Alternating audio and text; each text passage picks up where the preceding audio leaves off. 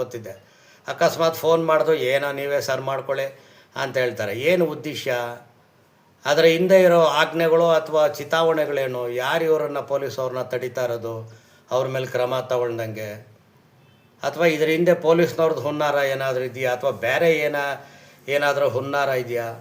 ಜನರ ಮೇಲೆ ಈ ರೀತಿ ನೇರವಾಗಿ ಇವರು ದೌರ್ಜನ್ಯ ಮಾಡ್ತಾಯಿದ್ರು. ಹೇಗೆ ನೀವು ಸಹಿಸ್ಕೊಂಡು ಸರ್ಕಾರ ಆಗಲಿ ಇನ್ನೊಂದಾಗಲಿ ಸುಮ್ಮನೆ ಇರ್ತೀರಾ? ಹೇಗೆ ಸಾಧ್ಯವಾಗುತ್ತೆ ಇವೆಲ್ಲನೂ ಅನ್ನೋದೇ ನನಗೆ ಅರ್ಥವಾಗ್ತಾ ಇಲ್ಲ.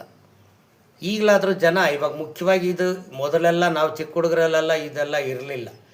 ಈ ಉತ್ತರದ ಕಡೆಯಿಂದ ಈ ಪಾನಿಪುರಿಗಳು, ಈ ಮಾರ್ವಾಡಿಗಳು, ಈ ಸೇಟುಗಳು ಅವರು ಇವರೆಲ್ಲ ಬರೋಕ್ಕೆ ಮೊದಲಾದ್ಮೇಲೆ ಇವರು ಅವ್ರ ಜೊತೆಯಲ್ಲಿ ಬಂದರೋ ಅಥವಾ ಅವ್ರು ನೋಡಿ ಕಲ್ತರೋ ಗೊತ್ತಿಲ್ಲ. ಒಟ್ಟಿನಲ್ಲಿ ಈಗ ಈ ಕೋಚಾಗಳು ಅಂತ ಏನಿದ್ದಾರೆ ಅವರೆಲ್ಲ 99 ಭಾಗ ತಮಿಳ್ನಾಡಿನವ್ರೆ. ಅದರಲ್ಲೂ 90 ಭಾಗ ಎಲ್ಲ ಗಂಡಸ್ರವರು. ಕೋಜಾಗಳು ಇಲ್ಲ, ಯಾವನೂ ಇಲ್ಲ, ಬರೀ ನಾಟಕ. ಅವ್ರು ನೋಡಿ ಆ ತಿಂದು ಕೊಬ್ಬಿರೋ ಮೈಗಳು ನೋಡಿ ಹೆಂಗೆ ಕಾಡು ಕೋಣಗಳಿದ್ದಂಗೆ ಅವು. ಯಾರೇ ಆಗಲಿ ನನಗೆ ತಿಳಿದಂಗೆ 99 ಭಾಗ ಇವರೆಲ್ಲ ಗಂಡಸ್ರೆ. ಅದರಲ್ಲಿ ಕೋಜಾಗಳು ಅನ್ನೋರು ಯಾರೂ ಇಲ್ಲ. ಈ ರೀತಿ ನೇರ ದೌರ್ಜನ್ಯಗಳು ನಡೀತಾ ಇದ್ರೂ ಸರ್ಕಾರ ನೋಡಿಕೊಂಡು ಅಥವಾ ಅದಕ್ಕೆ ಉತ್ತೇಜನ ಕೊಡೋ ಥರ ಸರ್ಕಾರ ಸುಮ್ಮನಿದೆ ಅಂದರೆ ಜನರ ಬದುಕಿನ ಮೇಲೆ ಇವ್ರಿಗಿರೋವಂಥ ಒಂದು ಗಾಂಭೀರ್ಯ ಏನು? ಜನರಿಗೆ ಇಷ್ಟು ದೌರ್ಜನ್ಯ ಮಾಡ್ತಾಯಿದ್ರು ಪೊಲೀಸ್ನವರು ಸುಮ್ಮನೆ ಇದ್ದಾರೆ ಅಂದರೆ ಅದರ ಅರ್ಥ ಏನು? ಮುಖ್ಯವಾಗಿ ಇಲ್ಲಿ ಇದು ಜನರು ಎದುರಿಸೋಕ್ಕಾಗದೇ ಇರೋವಂಥ ಒಂದು ವ್ಯವಸ್ಥೆ. ಯಾಕಂದರೆ ಇವ್ರು ಬಂದರೆ ಒಬ್ರಿಬ್ಬರು ಬರಲ್ಲ. ಅದು ಚೆನ್ನಾಗಿ ಕೊಬ್ಬಿದ ಕೋಣಗಳಂತ 8 ಜನ 10 ಜನ 20 ಜನ ಬಂದರೆ ಅಲ್ಲೊಂದು ಕಾರ್ಯಕ್ರಮದಲ್ಲಿ ಹೆಂಗಸರು ಮಕ್ಕಳು ಅವರೆಲ್ಲ ಇರೋವಾಗ ಹೇಗೆ ಇವ್ರನ್ನ ಎದುರಿಸೋದು? ಅಥವಾ ಮೊದಲೇ ಗೊತ್ತಿದ್ದರೆ ನಾವು ಸಿದ್ಧವಾಗಿ ದೊಣ್ಣೆಗಳ ಮೊಚ್ಚುಗಳ ಹಿಡ್ಕೊಂಡು ನಿಂತ್ಕೊಂಡು ಇವ್ರನ್ನ ಎದುರಿಸ್ಬೇಕಾಗುತ್ತೆ ಅಷ್ಟೇ ಕಾಲಕ್ರಮೇಣ.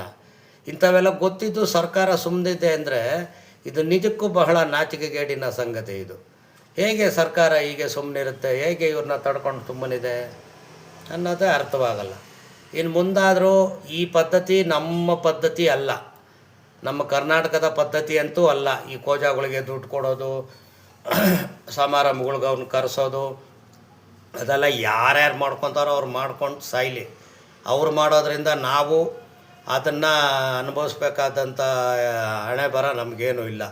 ಈಗಲಾದರೂ ನಾವೆಲ್ಲ ಇದನ್ನು ಎದುರಿಸಿ ಸರ್ಕಾರದ ಮೇಲೋ ಯಾರ ಮೇಲೋ ಒತ್ತಡ ತಂದು ಅಥವಾ ಅದಕ್ಕಿಂತ ಮುಂಚೆ ಇವರು ಬಂದಾಗ ಎಲ್ಲ ಒಗ್ಗಟ್ಟಾಗಿ ನೇರವಾಗಿ ಇವ್ರ ಮೇಲೆ ಹಲ್ಲೆ ಮಾಡಿ ಇವರನ್ನು ಎದುರಿಸಿ ಒದ್ದೋಡ್ಸೋಣ.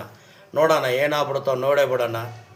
ಇಂಥ ಇವ್ರಿಗೆಲ್ಲ ನಾವು ಭಯ ಬಿತ್ಕೊಂಡು ಕೂತ್ಕೊಂಡ್ರೆ ಮುಂದೆ ಕರ್ನಾಟಕದಲ್ಲಿ ಕನ್ನಡಿಗರು ಬಾಳೋಕ್ಕಾಗಲ್ಲ. ಈಗಲಾದರೂ ಎಲ್ಲರೂ ಒಟ್ಟಾಗಿ ಕನ್ನಡಿಗರೆಲ್ಲ ಒಟ್ಟಾಗಿ ಈ ಪರದೇಶದ ಈ ದೌರ್ಜನ್ಯಗಳನ್ನು ಎದುರಿಸೋಣ ಗೆಳೆಯರೇ.